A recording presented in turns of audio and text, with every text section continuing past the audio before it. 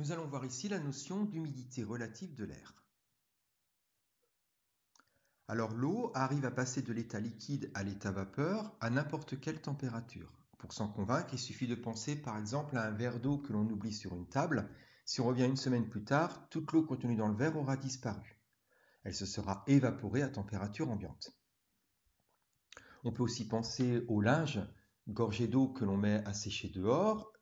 S'il sèche, ça veut bien dire que l'eau arrive à passer de l'état liquide à l'état vapeur à température ambiante, 5, 10, 15, 20, 30 degrés. Le linge arrive à sécher. Alors, l'eau contenue dans les fibres du linge sous forme liquide arrive à passer à l'état vapeur, une vapeur qui est invisible, mais la question qu'on peut se poser, c'est si cette vapeur d'eau disparaît, où va-t-elle?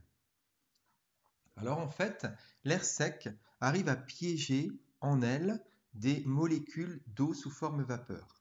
Si l'air sec est chaud, il arrive à piéger beaucoup de molécules de vapeur d'eau. En revanche, s'il est froid, il arrive à en piéger beaucoup moins.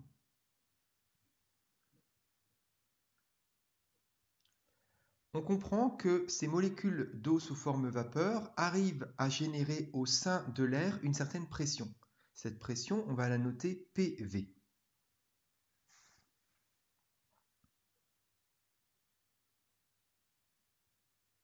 Et on va prendre maintenant l'exemple d'un air sec à 26 degrés dans lequel il y a de la vapeur d'eau et on va se placer au cas limite où cet air sec a accepté un maximum de molécules sous forme vapeur. Dans ce cas, la valeur de la pression exercée par ces molécules sous forme de vapeur a atteint un maximum et ici la valeur à 26 degrés est de 3000 pascal. On va donc dire qu'à 26 degrés, la pression de vapeur saturante de l'air est de 3000 pascal, c'est-à-dire une valeur limite que peut exercer cette vapeur d'eau.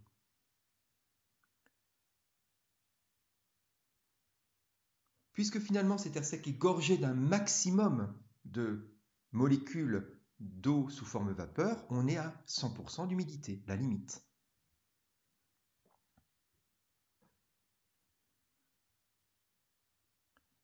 Maintenant, plaçons-nous dans un cas où cet air sec a 2 fois moins de molécules de vapeur d'eau.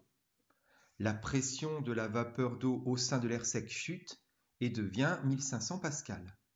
Dans ce cas, très logiquement, l'humidité relative de l'air est de 50%.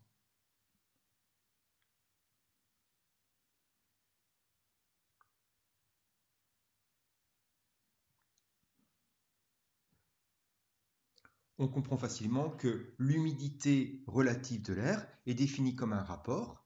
C'est le rapport de la pression exercée par la vapeur d'eau dans l'air sec divisé par la pression limite que peut exercer cette vapeur d'eau dans cet air sec.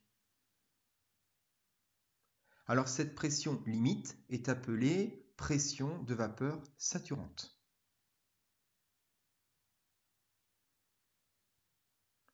La question qu'on peut maintenant se poser, c'est qu'est-ce qui se passe si on essaye quand même de mettre de la vapeur d'eau dans un air qui est saturé, c'est-à-dire dont l'humidité relative est de 100%. Eh bien, c'est impossible. L'air sec refuse de capter entre ces molécules cette molécule d'eau sous forme de vapeur, et ça fait une petite gouttelette d'eau qui tombe comme un petit brouillard.